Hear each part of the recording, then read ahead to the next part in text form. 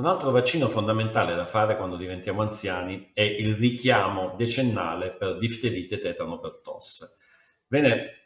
abbiamo bisogno di fare un richiamo per risvegliare il nostro sistema immunitario a produrre anticorpi contro queste malattie. E ricordiamo, la difterite è una malattia che è scomparsa grazie ai vaccini, i vaccini antidifterici che facciamo dagli anni 30. La difterite è una malattia terribile che portava a morte i bambini o comunque chiunque ne venisse colpito, che abbiamo debellato, ma abbiamo bisogno, siccome la malattia continua a circolare nel mondo, per fortuna in casi rari, abbiamo bisogno di tenere il nostro sistema immunitario sempre pronto, con i richiami decennali, a poter affrontare una recrudescenza di questa malattia.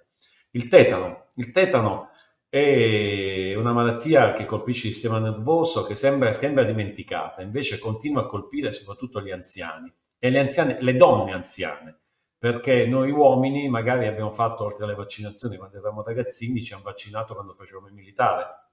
e quindi abbiamo una resistenza determinata dall'infezione di qualche ferita e colpisce ancora, abbiamo diversi casi, in molti casi mortali, perché c'è una letalità del 70%, cioè muore il 70% di chi viene colpito, e noi potremmo evitarlo tranquillissimamente una vaccinazione da fare soltanto una volta ogni 10 anni. L'altra è la pertosse che ricordiamo tutti essere una malattia dei bambini piccoli, che abbiamo evitato ai bambini piccoli grazie alle vaccinazioni, ma continua a circolare la Bordetella pertussis, è un batterio che continua a girare perché può colpire anche gli adulti e gli anziani.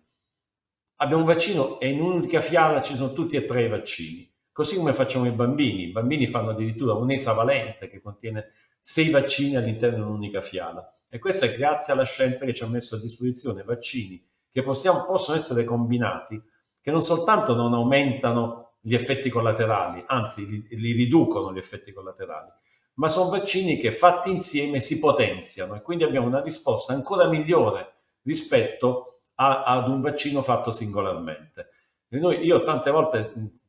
auspico che anche per l'anziano ci possa essere un giorno magari un esavalente in cui mettere tutto dentro, quando spero che ci si possa arrivare per dare con un'unica somministrazione la copertura contro tutte le malattie tipiche dell'anziano che possiamo proteggere dalla vaccinazione. Quindi non abbiamo assolutamente paura, sono vaccini sicuri, testati ormai in centinaia di milioni di dosi effettuate, e ricordare che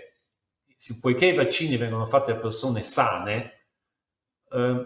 sono sicuramente tra i farmaci più controllati, più verificati, sia prima dell'immissione in commercio, sia durante e dopo la somministrazione. Quindi bisogna avere fiducia dei vaccini, bisogna avere fiducia dei medici che li consigliano.